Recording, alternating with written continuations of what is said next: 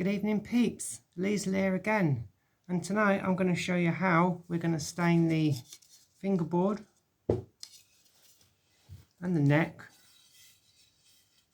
for our lovely little Canjo build, and hopefully sort of age this wood and give it a bit of a antique look. So straight in, if you remember last time we actually went over this with tea to bring the grain out with the tannins in the tea. If you look at it, it probably doesn't look a lot different in colour, but there's sort of a more translucent kind of depth to the grain on the wood there, and that's basically what we want, because when we put the top colours on, that's really going to fire up, and we'll probably do a few coats, and I will show you the progress of this as we go along. So without further ado, I'm going to show you how we do the colours.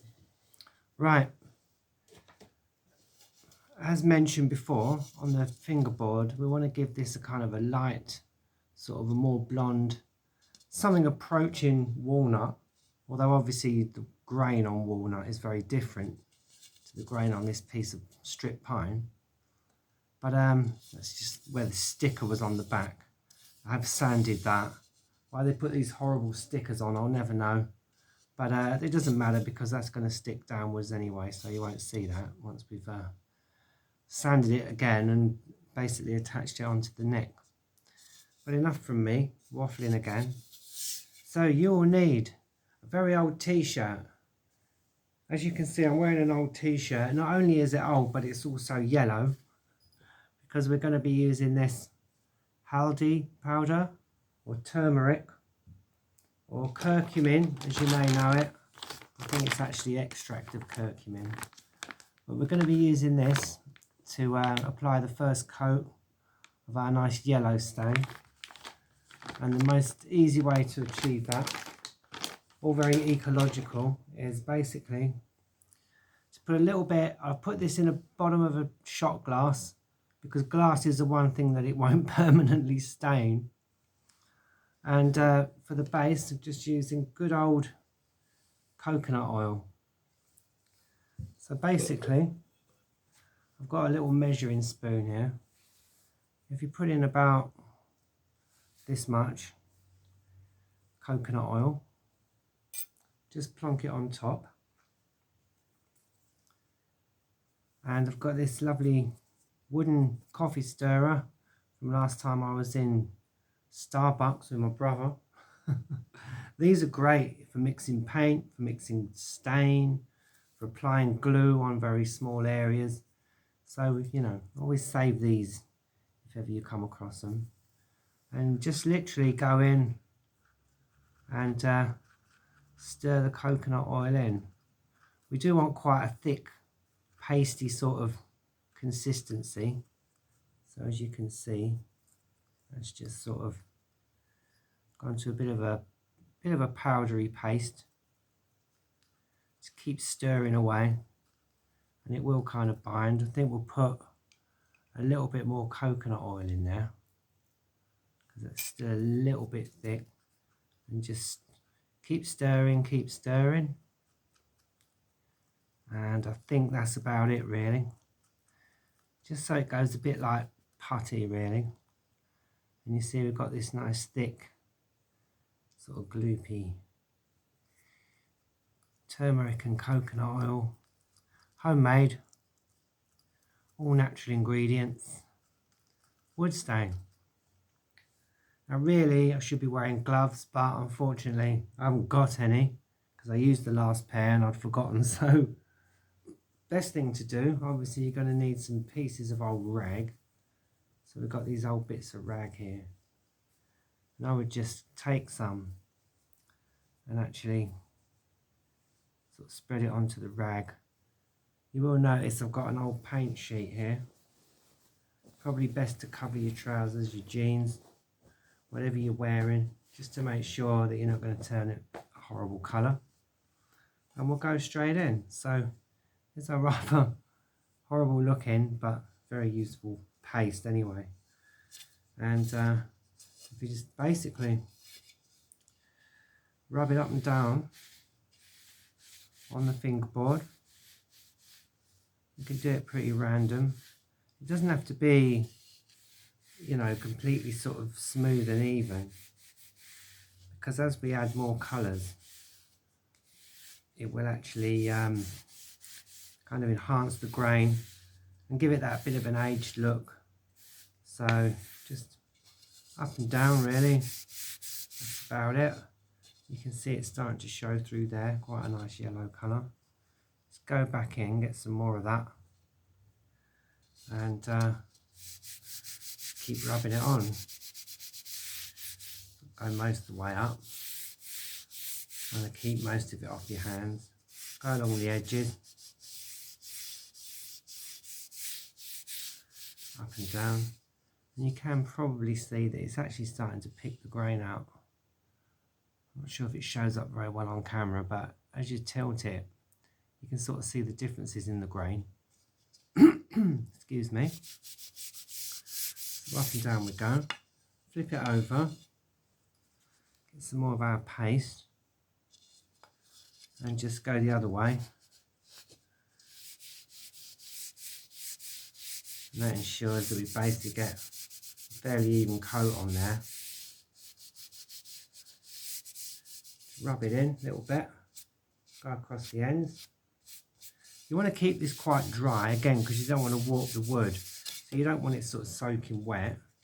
You do want it a kind of pasty consistency. And I think that'll probably just about do it. If we go just one more, maybe twice, go across the end, rub it in.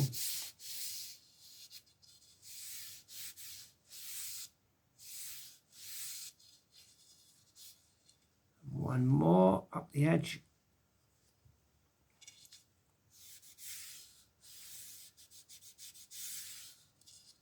And for the fingerboard, that's basically it.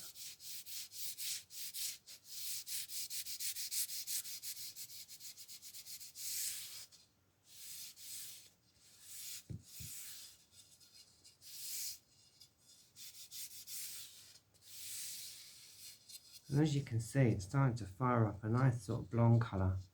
Now we are going to go in with some more browns, maybe even some more tea, just to bring that grain out. So it won't be such bright yellow once we've done a couple more coats. But you want that to sort of sit for a good while now. You see at the bottom, it's really starting to come up now. Really nice.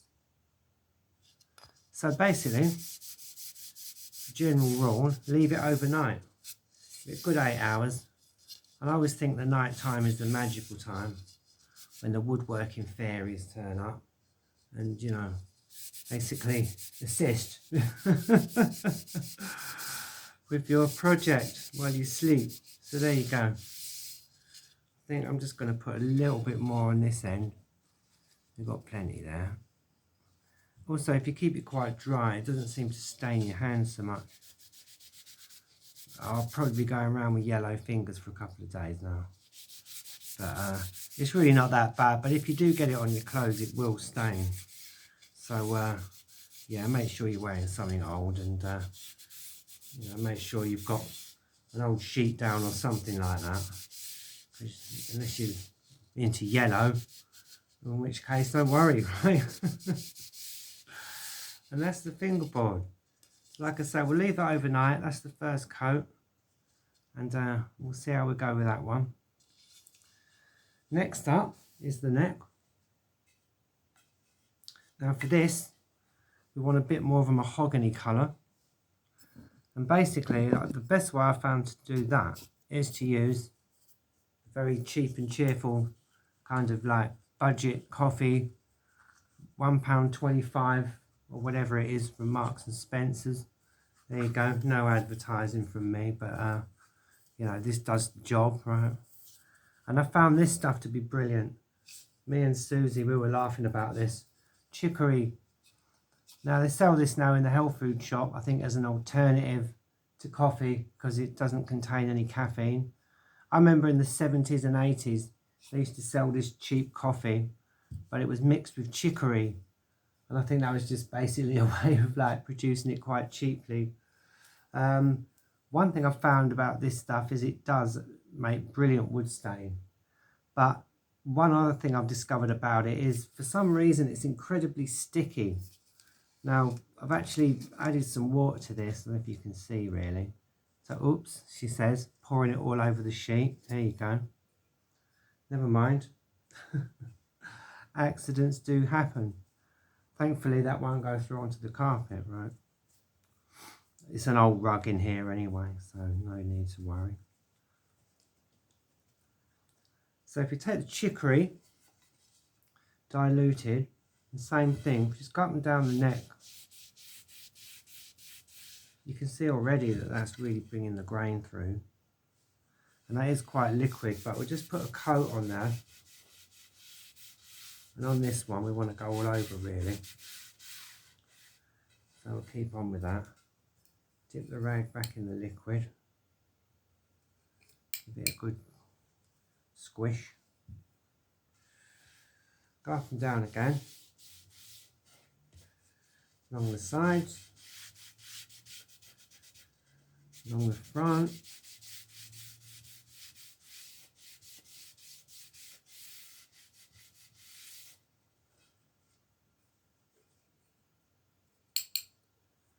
Another dab. Along the other side. Doesn't need to be gallons of it, just a thin coat will do.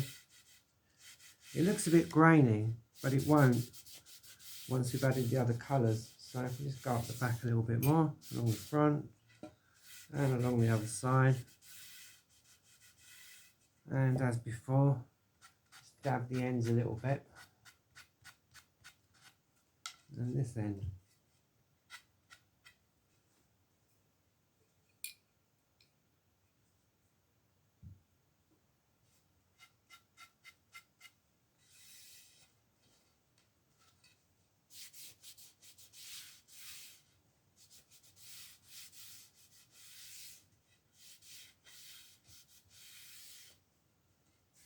And there we go.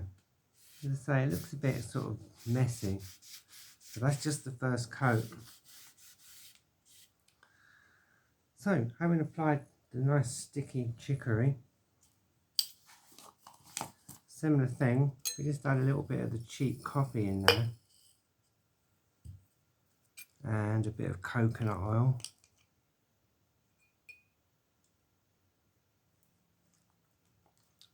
Delicious. And give that a little bit of a mix, same as we did with the haldi powder with the turmeric. Just sort of mix it up until it comes to the consistency of kind of melted chocolate really.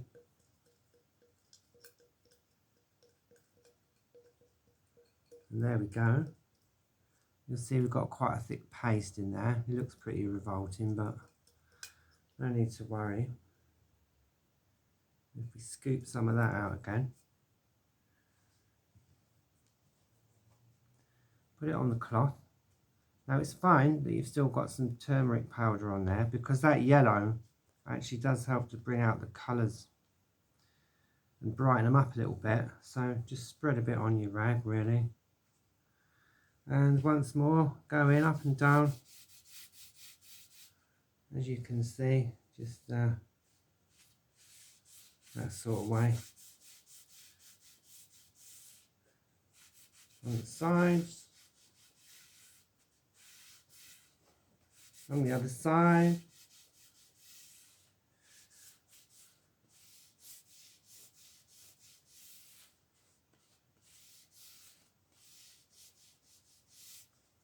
Swap it over and we'll do the other side again. I'll just scoop a bit more out.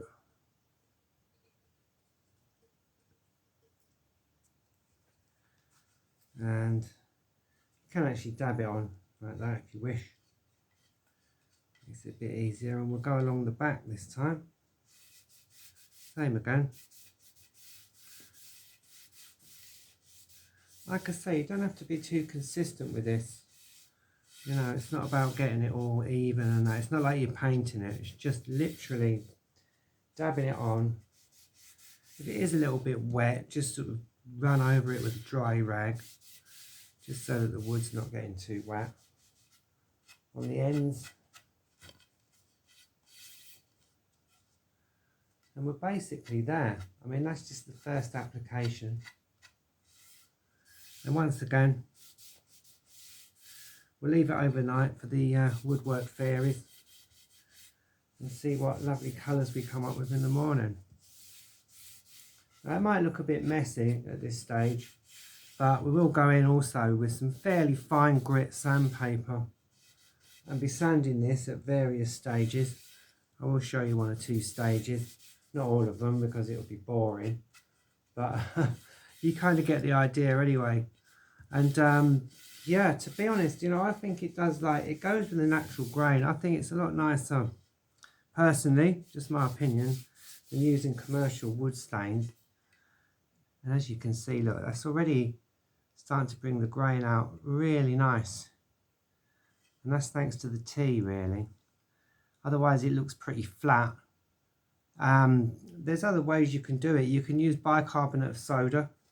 Now, if you do, make sure it's bicarbonate of soda and not baking powder, because baking powder contains flour, I think, or something, and that will make an absolute mess of your wood. It brings out a lovely aged effect if you use bicarb. Just mix it with a little bit of water. One thing I would say about it, though, is it kind of draws the grain of the wood, so it actually changes the sort of height of the grain. It kind of lifts it from the wood. So, you know, it's actually quite raised. If you want a perfectly flat finish, you might not want that. And you probably would have to sand it down.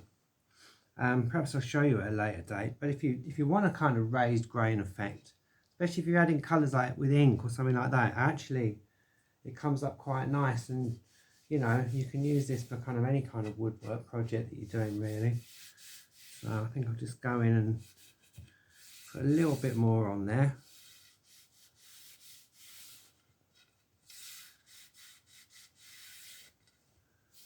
Where it does look a little bit messy or uneven, that's not a problem because we'll just sand that down, as I say. Now I think we're there, because this is getting quite sticky actually with that chicory that's in there. But one final little touch, and we'll probably do this a few times. If you do want to bring out the colour and the brightness of it, you can go in again on top with a little bit more of our turmeric mix. So it's on this end. Just go over the top, and you can see it does actually start to bring it up rather nicely, I think. So I think that's probably where we'll leave it for tonight. It's just ever so slightly damp. On the back, I really don't know if you can see, but it is starting to sort of shine quite a lot. And that's basically what we're after. So hopefully in the daylight, because it's pretty late here, we'll be able to get a better look at that and see how it goes. But that'll do us for now.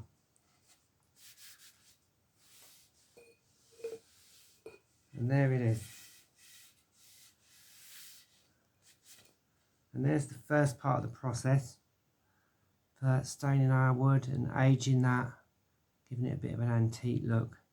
And personally, I think that's rather lovely. So I would say we'll leave it there for tonight. And so, as always, if you've made it to the end, thanks for sticking with me.